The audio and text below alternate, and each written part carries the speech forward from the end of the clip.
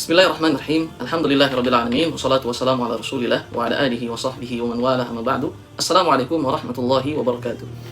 Alhamdulillah, segala puji hanya milik Allah Subhanahu wa taala. Shalawat serta salam semoga selalu tercurahkan kepada Nabi kita Nabi Muhammadin sallallahu alaihi wasallam, dan semoga tercurahkan pula pada segenap keluarganya, sahabat-sahabatnya, dan para pengikutnya hingga akhir zaman. Allahumma amin. Teman-teman dimanapun Anda berada, kaum muslimin, kaum muslimat, keluarga muslim yang semoga senantiasa Allah berkahi, masih pada tema pendidikan anak-anak itu, dan kita masih memulai, dan sekarang adalah episode yang terakhir tentang keluarga gitu ya, tentang ayah dan ibu. Maka setelahnya insya Allah Ta'ala kita akan membahas langsung bagaimana cara pendidikan anak-anak gitu, yang sesuai dalam contoh Rasul Sallallahu Alaihi Wasallam, Allah sebutkan dalam Al-Quran Karim, dan Sunnah Nabi Sallallahu Alaihi Wasallam dan para sahabat-sahabatnya. Nah, pada kesempatan kali ini kita tentang tema ayah gitu, tentang tema ayah. Pertama teman-teman, dalam Al-Quran Karim itu Allah sebutkan ada 17 dialog antara orang tua kepada anak-anaknya. Ada 17 dialog orang tua kepada dengan anak-anaknya gitu. Dan bayangkan teman-teman, ini kita akan mengambil satu nilai luar biasa dari konsep ini gitu. Dari 17 itu, satu dialog itu adalah ayah ibu berdialog gitu ya, berbincang-bincang dengan putra-putrinya. Satu dari 17.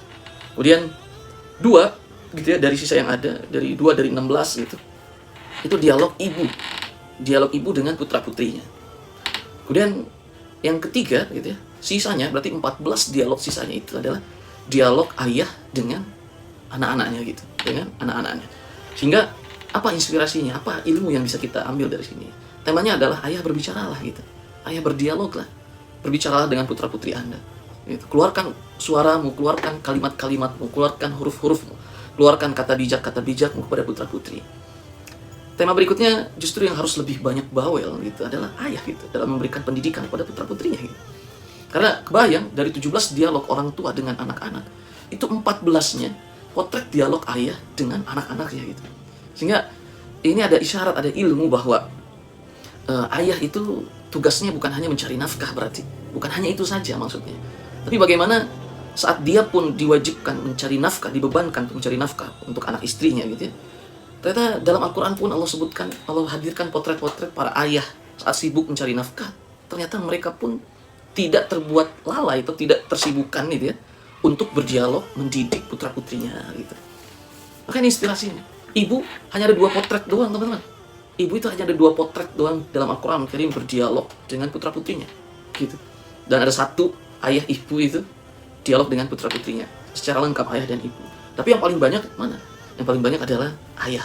Maka ayah berbicaralah, ayah berdialoglah dengan putra-putri.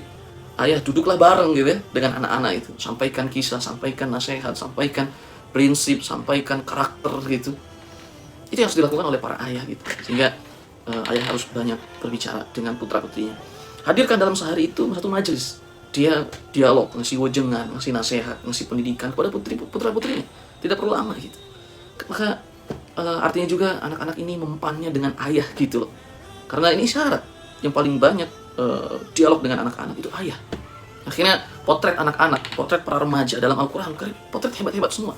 Nabi Daud, gitu, Nabi Ibrahim, gitu, potret para pemuda. Kemudian Nabi Musa saat berjalan menuntut ilmu kepada Nabi Khidir alaihissalam, membawa seorang fata, Dhunnun, gitu kan, pemuda itu. Kemudian pemuda Al-Kahfi, gitu, Ashabul Kahfi, gitu.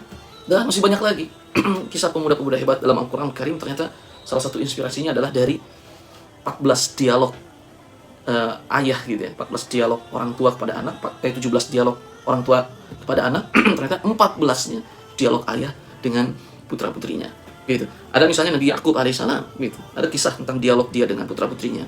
Kemudian Nabi Ibrahim alaihissalam ada dialog kalau Nabi Yakub dialog dengan putra-putrinya, bertanya gitu, apa yang akan kau sembah setelah aku tidak ada, tentang tauhid, tentang keimanan kepada Allah Subhanahu wa taala. Dialognya Nabi Yakub alaihissalam gitu pada putra-putrinya, apa yang akan kalian sembah sepeninggalku gitu.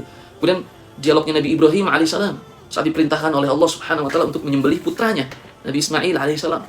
Dialog, Nabi Ibrahim berkata, sungguhnya semalam aku bermimpi aku menyembelihmu, apa yang kau akan ucapkan wahai Ismail. Dialog gitu. Dialog mengajak Ismail untuk melakukan syariat Allah Subhanahu wa taala yang memang berat luar biasa gitu. Tapi ini syariat Allah Subhanahu wa taala. Kebayang itu Ismail, dia akan disembelih oleh ayahnya gitu. Itu syariat berat luar biasa, tapi ayah mendialogkan itu kepada putranya itu Ismail gitu. Kemudian kisah siapa? Kisah Nabi Nuh alaihissalam. Nabi Nuh alaihissalam berdialog, mendakwahi putranya itu Kan'an gitu.